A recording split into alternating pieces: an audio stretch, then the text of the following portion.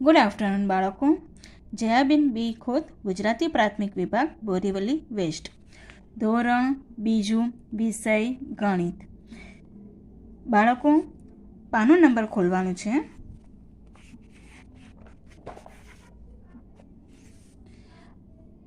પાનો number છે 43. 43માં પાના પર છે સંખ્યાવાચક, મૂલ્યવાચક, ક્રમવાચક શબ્દ. જ્યાં ચિત્ર દેખાય છે બાળકો, એ ચિત્ર પરથી આપણે જાણશું કે કોણ કયા ક્રમમાં છે. જો વનભોજન, આ બધા પ્રાણીઓનું ચિત્ર છે. આ પ્રાણીઓ એક એક કરીને બધા કંઈક ને કંઈક ખાવાનું લઈને આવે છે અને બધા ભેગા સાથે મળીને ખાવાનું ખાશે. તો તમે આજુબાજુ, તમે સ્કૂલમાં જાઓ, તમારા ભાઈ બહેનો, તમારા આજુબાજુમાં મિત્રો હોય, એની સાથે બેસીને તમે બધા અલગ અલગ ડબ્બામાં બધી વસ્તુઓ અલગ અલગ લાવીને ઉજવણી કરો ને, એકબીજાનું ખાવ થોડું થોડું આપીને. તેવી રીતના આ પ્રાણીઓ પણ એવી રીતના ઉજવણી કરે છે. જો અહીંયા સસલું છે. જો સસલું 1 નંબર પર છે. જો હવે આવશે, એકવાર થયું 7 જણનું વનભોજન મજેદાર, દરેકે લાવવાની હતી વાનગી લિજ્જતદાર. બધાએ અલગ અલગ વાનગીઓ લાવવાની હતી. તમે બધાએ અલગ અલગ વાનગીઓ લાવો છો ને, કોક લાવે થેપલા, કોક પીઝા લાવે, કોક સેન્ડવિચ લાવે. તેવી રીતના આ બધા પ્રાણીઓ પણ એવી રીતના લાવવાના હતા. જો કૂદકો મારતો ધોળા સસલો આવ્યો સૌથી પહેલો. સસલો સૌથી પહેલો આવ્યો, એનો 1 નંબર. ઉતાવળમાં ઘરે રહી ગયો ખાવાનો ડબ્બો તેનો. સસલું શું કરે, ફટાફટ ભાગે ને, તો એ ઉતાવળમાં ઘરથી નીકળી ગયો, તો ડબ્બો એનો ઘરે રહી ગયો. દોડતું આવ્યું સોનેરી હરણ બીજું. દોડીને સોનેરી હરણ બીજું આવ્યું. જો એના હાથમાં પણ આ છે ઘાસ છે. જુઓ, થેલીમાં તે લાવ્યું ઘાસ કુમળું. જો લીલું ઘાસ છે ને, તો એ કુમળું ઘાસ કહેવાય. ઝાડ પરથી કૂદકા મારતો ત્રીજો આવ્યો વાંદરો. વાંદરાનો નંબર કેટલામો છે બાળકો? 3જો છે. જો એના પાસે શું છે? ફળોનો ટોપલો છે. સાથે તે લાવ્યો રસદાર ફળનો ટોપલો લઈને આવ્યો. પૂંછડી હલાવતી ગાય ચોથા નંબરે આવી. પૂંછડી હલાવતી કયા નંબરે આવી ગાય? ચોથા નંબરે આવી. જો આ ચોથો નંબર. બનાવી હલવો ગાજરનો, તે તો સાથે લાવી. શું બનાવીને લાવી ગાય? ગાજરનો હલવો. અત્યારે ઠંડીની સિઝન છે ને, ઠંડીની ઋતુ ચાલી રહી છે, શિયાળો છે, સરસ મજાના ગાજર મળતા હોય, તો મમ્મી તમારી માટે બનાવે છે ને ગાજરનો હલવો. તો એવી રીતના પણ ગાય પણ ગાજરનો હલવો બનાવીને લાવી. સૂંઢનું સંતુલન જાળવતા 5મા હાથીભાઈ. જો આ હાથીભાઈ સૂંઢનું સંતુલન જાળવતા. જો એના સૂંઢમાં શું છે? આ શેરડીના સાઠા છે.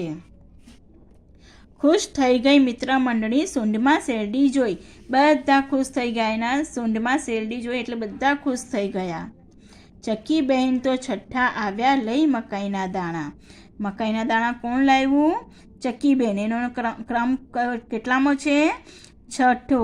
તો 6થા નંબરે ચકલીબેન મકાઈના દાણા લઈને આવી.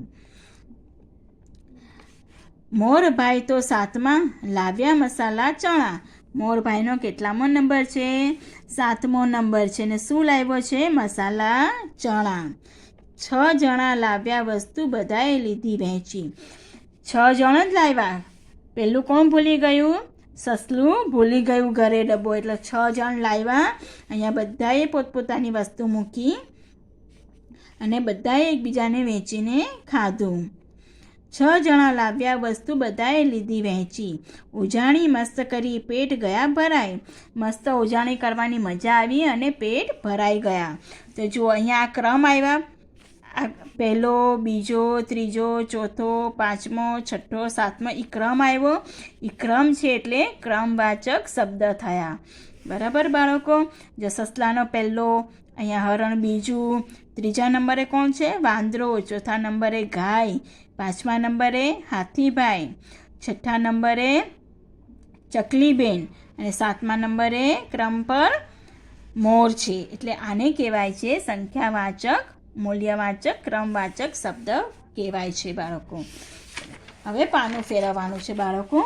પાનું નંબર 44. 44માં પાના પર જુઓ આ ચિત્ર દેખાય છે. આ શેનું ચિત્ર છે બાળકો? જુઓ અહીંયા નાના નાના બાળકો છે, બધાના નામ છે. જો નિખિલ, જોન, સોહમ, શકીલ, સૌરભ, એ બધા શું કરી રહ્યા છે? દોડવાની હરીફાઈ છે. તો એ લોકો દોડી રહ્યા છે, એની હરીફાઈ છે.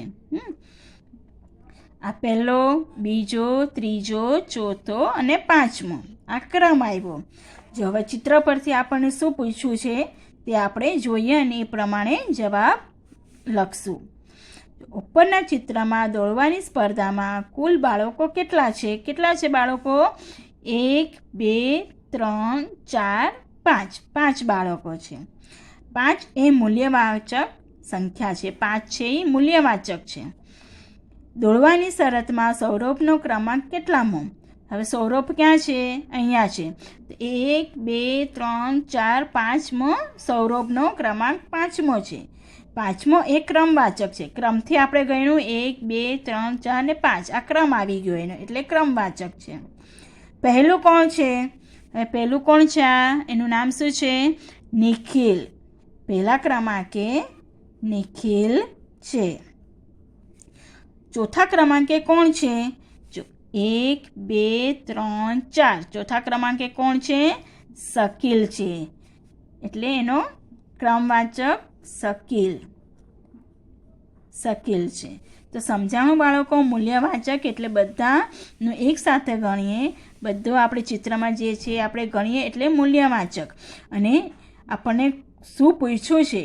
કોણ છે? પહેલું કોણ છે? બીજા ક્રમાંકે કોણ છે? એટલે એ ક્રમવાચક થયો. તો મૂલ્યવાચક અને ક્રમવાચક તમને સમજાણું બાળકો કે કોને કહેવાય? સંખ્યાવાચક, મૂલ્યવાચક, ક્રમવાચક શબ્દ.